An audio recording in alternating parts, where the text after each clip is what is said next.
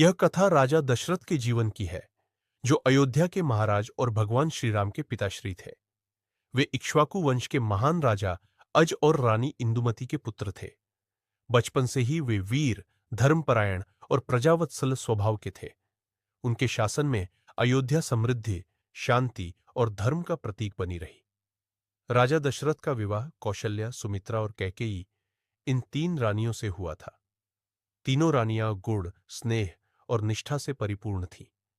इन्हीं से आगे चलकर चार तेजस्वी पुत्र राम, भरत, लक्ष्मण और शत्रुघ्न का जन्म हुआ, जिन्होंने अपने पराक्रम और धर्म पालन से इतिहास में अमर स्थान पाया। कुछ ग्रंथों में उनकी दो पुत्रियों शांता और कुकबी का भी उल्लेख मिलता है। लंबे समय तक संतान न होने के कारण राजा दशरथ चिंतित रहते थे। तब उनके गुरु वशिष्ठ ने उन्हें पुत्रेष्ठ यज्ञ का सुझाव दिया। आर्षि श्रृंग द्वारा संपन्न इस यज्ञ के बाद उन्हें देवताओं की कृपा से चार अद्भुत पुत्र प्राप्त हुए। इन चारों के जन्म से पूरे अयोध्या में उत्सव और आनंद का वातावरण बन गया। दशरथ के जीवन में श्रवण कुमार की दुखद घटना एक गहरा घाव बन गई।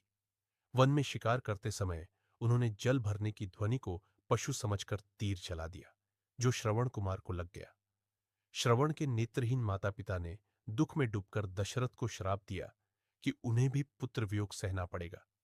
यही श्राप आगे चलकर सत्य सिद्ध हुआ।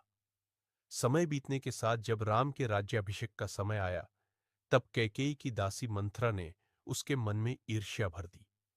मंथरा ने कैकेयी को याद दिलाया कि उसे दशरथ से दो वरदान प्राप्त है। अवसर देखकर कैकेयी ने वे दोनों वरदान मांग लिए, भरत को राज्य और राम को 14 वर्ष का वनवास।